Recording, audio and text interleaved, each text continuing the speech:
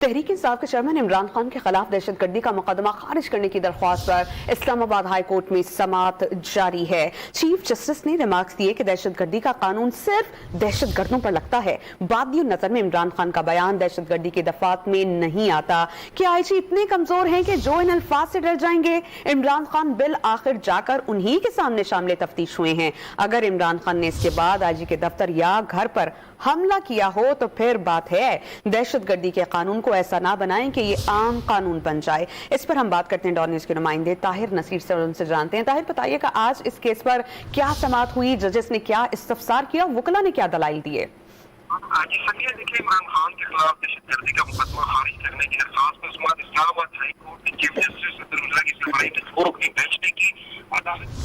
ताहिर, हम कोशिश करते हैं आपसे राब्ता बहाल करें और इसी से मुतालिक मजीद आपसे जानें।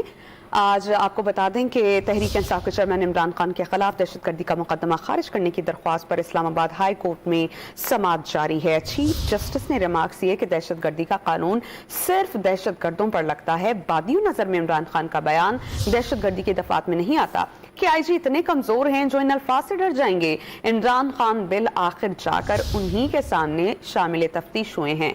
अगर इमरान खान ने इसके बाद आईजी के दफ्तर या घर पर हमला किया हो तो फिर बात है।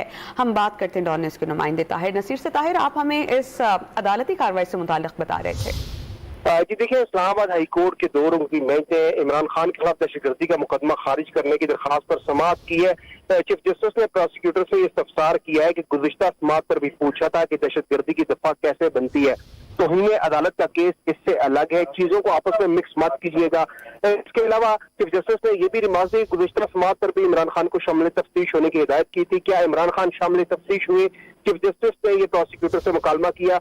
चीफ जस्टिस ने यह भी रिमार्क दिया कि हमने तफ्तीशी अफसर से कहा था कि वो तफ्तीश करके बताएं दहशत गर्दी की दफात कैसे लगती है।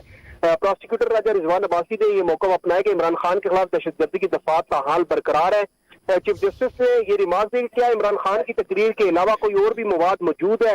दहशत गर्दी बहुत संगीन जुर्म है, इसकी अहमियत को खत्म करने की कोशिश ना कीजिए, चीजों को कंफ्यूज ना कीजिए, ये बताएं दहशत गर्दी की दफात कैसे लगती है। इमरान खान ने क्या कहा था जिस पर दहशत गर्दी की दफात लगी है? चीफ जस्टिस ने प्रोसिक्यूटर से इस्तफसार किया। प्रोसिक्यूटर ने ये अदालत को आगाह किया कि इमरान खान ने कहा था कि आईजी शर्म करो, आईजी और डीआईजी तुम्हें नहीं छोड़ूंगा। इमरान खान ने कहा था कि शर्म करो ज़ेबा चौधरी, आपके खिलाफ भी एक्शन लेंगे। चीफ जस्टिस ने ये रिमार्क दी कि नामनासिब अल्फाज पर कोई भी दफा नहीं बनती। क्या आईजी इतने कमजोर है कि इन कलमात से डर गए हैं? दहशत गर्दी का कानून सिर्फ दहशत गर्दों पर लगता है। बादियों नजर में इमरान खान का बयान दहशत गर्दी की दफात में नहीं आता। प्रोसिक्यूटर रिजवान अब्बासी ने यह मौका अपनाया कि जजेस और पुलिस वालों को धमकाया गया है। चीफ जस्टिस ने यह भी इस्तफसार किया कि क्या आईजी इतने कमजोर हैं जो इन अल्फाज से डर जाएंगे?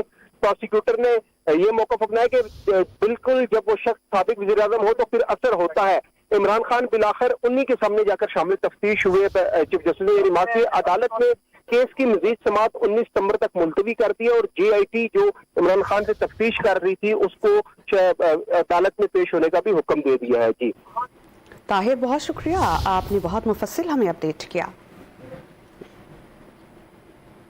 और अब जिक्र करेंगे हम मरियम नवाज का, जो आज खूब गर्ची बरसी। इलेक्शन की तारीख चाहिए तो पंजाब और खैबर पख्तूनख्वा की असेंबली तोड़ दें।